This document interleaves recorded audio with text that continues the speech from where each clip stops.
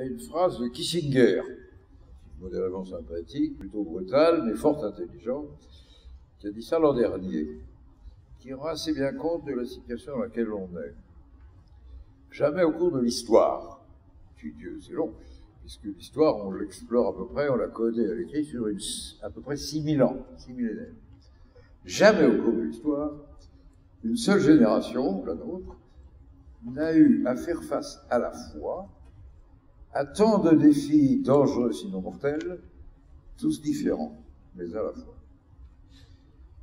Et c'est ce qui nous arrive. Et ils sont tous différents. Et donc, comprendre les moyens de traiter certains d'entre eux suppose qu'on les isole intellectuellement et qu'on comprenne dans chaque cas sans trop les mélanger tout de suite. Ils ne sont pas tous en interférence directe. Je vais commencer par faire en affirmation et en phrase courte l'énumération de ces évolutions terribles, pour lesquelles le mot de crise ne convient pas.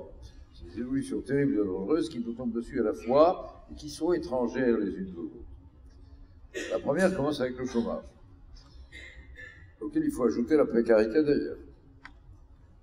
Et c'est parce que c'est la fondatrice et la plus importante que j'y reviendrai tout à l'heure plus en détail. La seconde, c'est une désorganisation financière. En partie cause du chômage, largement à cause de la masse des capitaux libérés de la vie économique réelle et de notre pouvoir d'achat, et qui sont passés sur les marchés financiers. Vous avez vu le graphique, vous avez vu le chiffre, en partie. Mais ça, c'est la cause d'alimentation des marchés financiers. Ce que les banques et les États en ont fait ou en ont mal fait, c'est autre chose, c'est différent. La désorganisation générale financière du monde date d'août 1991, sur une décision du président Nixon, qui a cassé la machine. On avait eu avant 30 années paisibles, les 30 années pendant lesquelles la dette américaine n'augmente pas, tu veux les montrer, qu'on a appelé les 30 glorieuses, un monde fourastier, j'ai oublié de ça, et qui se traduisait dans tous les pays développés. Parce qu'attention, l'essentiel de ce que vient de dire là haut du haut est mondial, enfin, pays développés, c'est pas seulement français. Les chiffres, on est français, on a pris nos chiffres de référence en France, mais c'est presque partout pareil. Pendant ces 30 glorieuses, il y avait croissance rapide, non seulement rapide, mais régulière. Vous vous rappelez les chiffres de croissance, notamment en France, les deux premiers massifs, c'était pendant les 30 glorieuses. Accompagné du plein d'emploi tout le long. Et sans aucune crise financière, jamais. Alors que depuis 1990, on s'enfile de grandes crises financières mondiales ou au moins régionales. On en a eu une qu'on a appelée asiatique. L'autre, c'était pas régional, était lié à la économie, mais partielle. On a une crise financière immense, tous les 5 ans depuis 90. 70 ans sans crise avant. C'est dire aussi. Cette désorganisation financière a provoqué des réponses. Les marchés financiers, les banquiers, les assureurs ont inventé des combines, notamment pour s'assurer contre la volatilité des prix. Ces combines se sont appelées des produits dérivés. Il y a un investisseur américain que j'ai bien regardé travailler qui s'appelle Warren Buffett. C'est un des hommes les plus riches en résultat de spéculation en bourse. Il est intelligent, il joue bien, il est multimilliardaire. Il est un jour ce mot admirable, que je vous conseille de garder en mémoire. En matière financière, ce sont les produits dérivés qui sont les armes de destruction massive. C'est peut-être une allusion, si vous voulez, au chimique ou au nucléaire. Mais c'est ce qui s'est passé. C'est gravissime. Ça appelle un traitement important que le monde ne fait pas. C'est rendu possible par la première désorganisation qui vient du chômage, mais c'est spécifique et différent, et donc je ne vous en parlerai pas. Troisième évolution dangereuse, qui nous amène à une catastrophe possible, nous Européens. Conséquence de la seconde, le désordre financier mondial. Il y a un sous-problème propre à l'Europe parce que la crise mondiale est vécue par 27 pays différents, mais 17 d'entre eux s'énumèrent la même monnaie, tout en ayant chacun leur budget, leur niveau de chômage et leur traitement de la crise. Et sous arbitrage difficile, comment faire pour que l'euro résiste à ces différences? Ça s'appelle la crise des dettes souveraines. Vous n'avez pas beaucoup entendu parler de l'industrie des armements, mais vous savez quand même que pour faire arroser, pour exploser une grosse bombe, il faut un détonateur à la bulle mondiale du foutoir financier immense, les liquidités dont vous avez vu le chiffre sur les États-Unis. La crise de l'euro pourrait être un détonateur. Les pagailles propres à la zone euro, c'est 5% de liquidités financières mondiales, oisives, qui spéculent sur les marchés financiers mondiaux de produits dérivés. Que l'euro saute, et ça fait sauter tout l'ensemble. Donc il faut se sous-protéger. C'est la troisième crise. Elle est connectée avec l'ensemble, elle se traite différemment. Je ne vous en parlerai pas non plus. La quatrième s'appelle le réchauffement climatique. Rien à voir. Rien à voir, sauf que la cause est la même.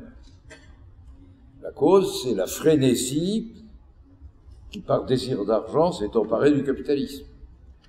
On produit trop vite par souci d'accaparation. Et dans ce souci d'accaparation, on fait tellement de dégâts et on consomme tellement d'énergie, on produit tellement de gaz à effet de serre, qu'il vient le réchauffement climatique. Mais c'est différent, c'est pas connecté de la même façon, ça se traite pas non plus en même temps. Je n'en parlerai donc pas plus ce soir, sauf à garder dans les mémoires que réchauffement climatique aidant, on peut plus traiter l'économie elle-même comme on faisait avant. Puisqu'il faut tenir compte du danger de pousser trop, de retrouver une croissance à l'ancienne. Si on retrouvait une croissance, c'est des raisons pour lesquelles elle n'est plus possible. Alors, on garde ça en mémoire, c'est un truc différent. C'était la quatrième. Cinquième évolution un peu terrifiante, dont on ne sait pas comment la prendre et qui nous fait peur. Tout ce qu'on vient de raconter, y compris une grande partie du réchauffement climatique, il concerne tout le monde le réchauffement climatique, mais il tire sa cause des pays développés à titre principal. Qu'est-ce que c'est ces pays développés? C'est la triade, Amérique du Nord, Europe, Japon. C'est l'invention du capitalisme. Depuis 4 siècles, qui commande là-dedans? Qui invente? Qui crée? Qui fait avancer? L'Occident. Nous avons l'habitude d'un monde commandé par l'Occident, qui impose des solutions aux autres, qui parfois les usent.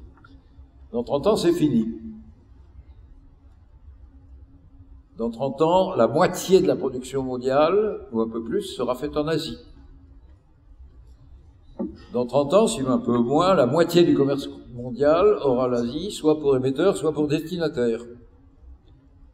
Dans ces 30 ans, ça veut dire que c'est la Chine. Parce que Japon, Inde, Indonésie et quelques autres vont suivre. La Chine est l'inspiratrice la plus puissante, elle est intimidante en plus, et puis elle est la plus cohérente. Ils vont suivre la Chine. Elle commandera au FMI, à l'Organisation mondiale du commerce, si nous-mêmes au Conseil de sécurité des Nations Unies. Nos anciens colonisés, car on était essayé d'y faire fumer de l'opium pour l'abrutir. Ça laisse des sentiments aigre-doux dans les relations. En tout cas, l'idée de nouer des relations de souveraineté égalitaire avec ces gens qu'on méprise depuis 4 ou 5 siècles, avec qui on s'est trouvé en guerre, pas facile. Mais tout ce dont vous avez entendu parler tout le long du laïus de Pierre Alain Routirou, il va falloir lui trouver des solutions mondiales, négocier avec une Asie qui est en train de prendre le pouvoir à nos dépens. Compte tenu de ce qu'est l'histoire, c'est pas ultra simple. Alors, j'ajoute que quand on fait la vraie liste de l'état du monde, on est obligé d'ajouter que de partout, civil ou militaire, y compris religieuse, la violence d'État ou urbaine augmente. Dans nos banlieues, les mafias, les gangs pénètrent les réseaux de petits dealers. La piraterie maritime ou les gangs de la drogue du Mexique et de Colombie sont armés beaucoup mieux que les polices et même l'armée de ces deux pays. On ne sait plus comment traiter tout ça. Ça fait partie de ces éléments du malaise mondial qu'il faut traiter tous à la fois, en fonction les uns des autres.